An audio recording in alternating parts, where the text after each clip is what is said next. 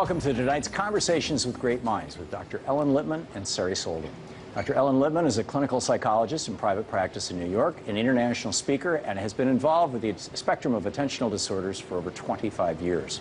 In her private practice, Dr. Littman focuses on the high IQ adult and adolescent ADHD populations. She specializes in identifying and treating complex presentations of ADHD that may be misinterpreted or overlooked. She's also the co-author of the book Understanding Girls with ADHD. Sari Solden is a psychotherapist and has worked with individuals, couples, and groups with ADHD adults for over 25 years. She's also a prominent international keynote speaker and trains and consults with other mental health professionals in assessing and counseling adults with ADHD.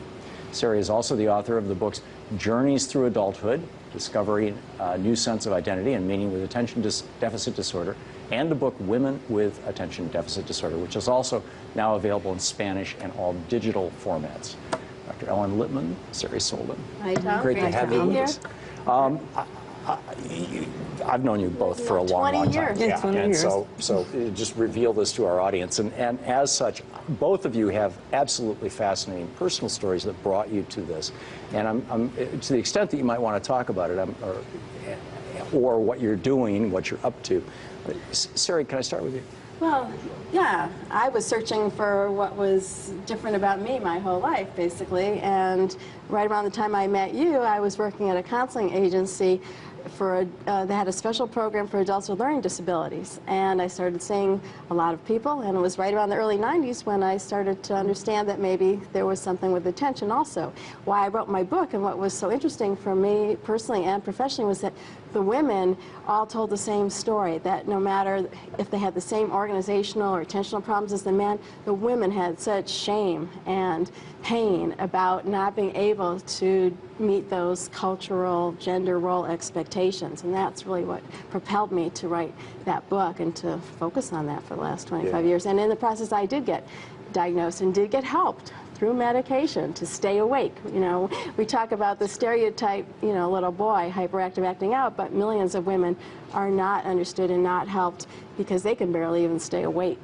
Well, and in fact, the girls are massively underdiagnosed, aren't they, arguably? Exactly. They're inattentive, they're not bothering anybody, they're people-pleasing, they're not bothering anybody, and it's often not till they hit college or after college when they cannot no longer be able to keep up with the demands that even if they're really smart. So they don't hit a wall till later. Real world. And Ellen, this is your practice. This is what you do. What drew your attention and interest to ADHD?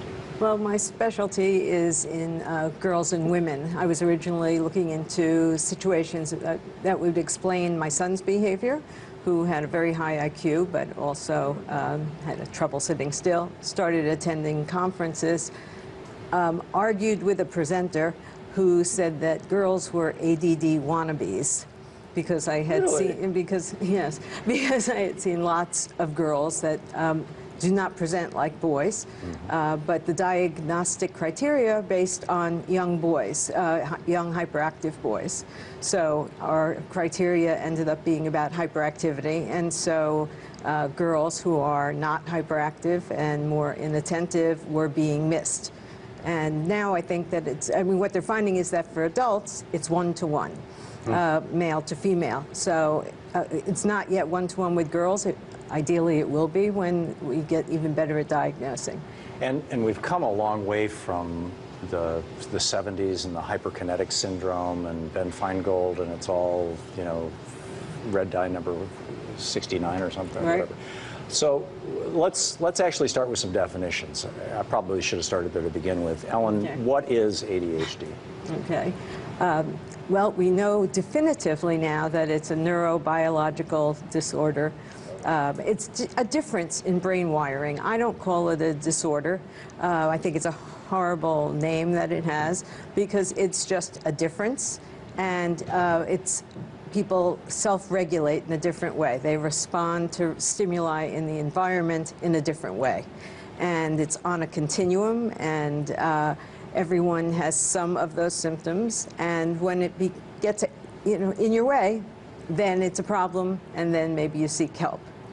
And that gets in your way part of it, Sari. That's a big part of it, isn't it? Because you go through the diagnostic criteria in front of just any random group of people. I mean, if you go to a Bruce Springsteen concert and just say, hey, let me tell you for 3 minutes, here's the most of the people in the room are going to raise their hand and say, that's me.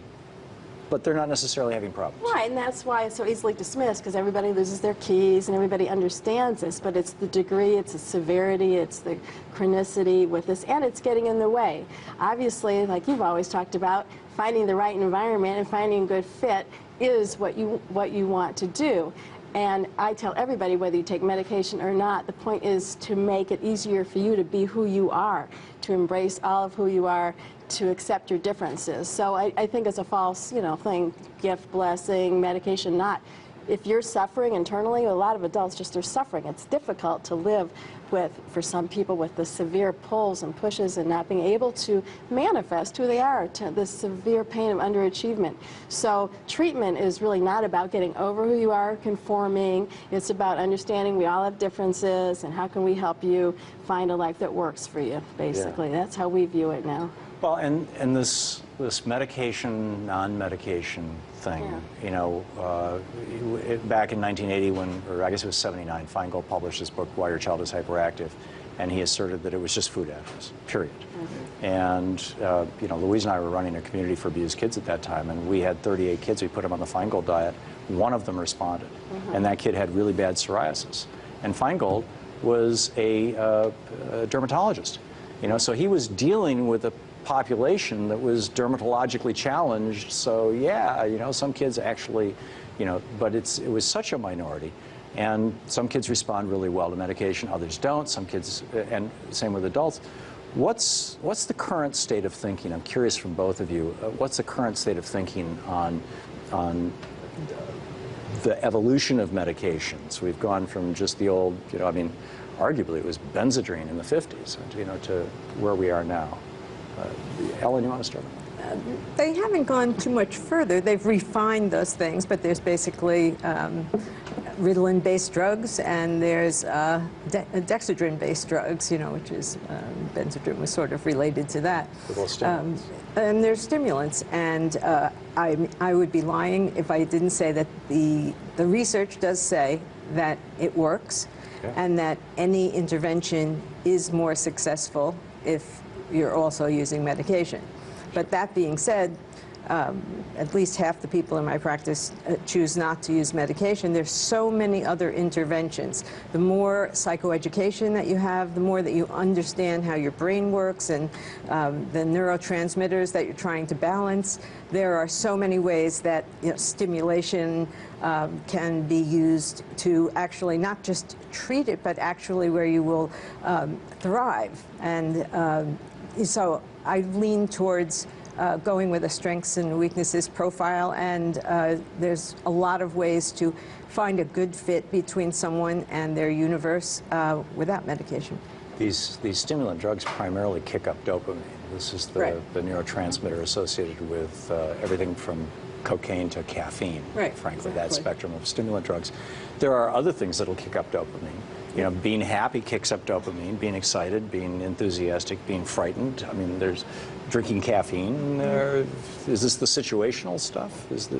Yeah, I mean, it's individual. For some people, they can't get into that kind of positive cycle that is our hope for all of those people until they get that kick start. And for some people, they just need that along with the support and the guidance to find a life that works for them, that does kick in their dopamine and keep them more stimulated and get the support they need so that they can thrive. Yeah, I think, was it you who used to use the metaphor of glasses? No, but that's some people general, have.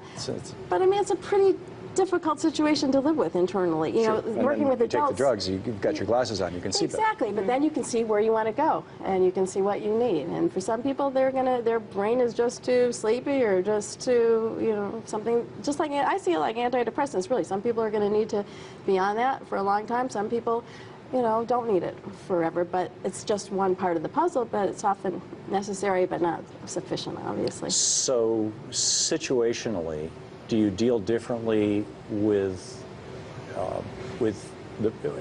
in your practice and the people that you work with, Sari, do you deal differently with people who present as the hyperactive form than people who present as the kind of more passive form, or less? Well, you know, I'm a psychotherapist, so basically everybody's been hurt, and most people I deal with have not been diagnosed to adulthood. They bring a lot of wounds with them that they're still dealing with, and my goal is to help them heal those wounds, to understand what those wounds are, when they're reactivated now, and what's really going on with them before they can even start to attempt to construct a life that works. Often they just have to figure out who am I and what is, you know, integrate all these sort of disparate kind of parts of themselves. So it takes a while before some of that shame and avoidance and withdrawal, all those secondary effects is really what we see a lot of. If you're just dealing with ADD stuff, I tell them at the end, you're doing pretty good.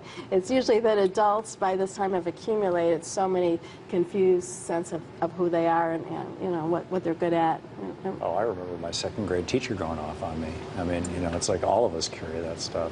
Ellen, what do you see as the most useful therapeutic modalities? Well, I think that being a linear thinker is probably overrated.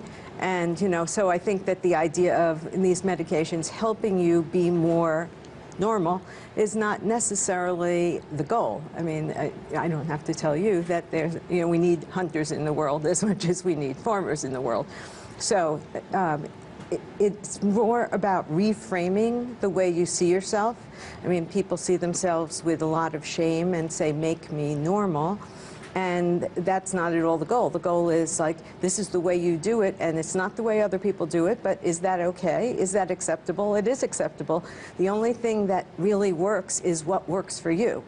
And the more that people can embrace that and sort of just celebrate that their brains are different, the more, you know, they're willing to, you know, just go with the idea that nonlinear thinkers, you know, come up with like the coolest ideas because, you know, they put together associations that linear thinkers don't always see. There's been, you know, a lot of amazing people and over history who think in a nonlinear way, and they move the world ahead too.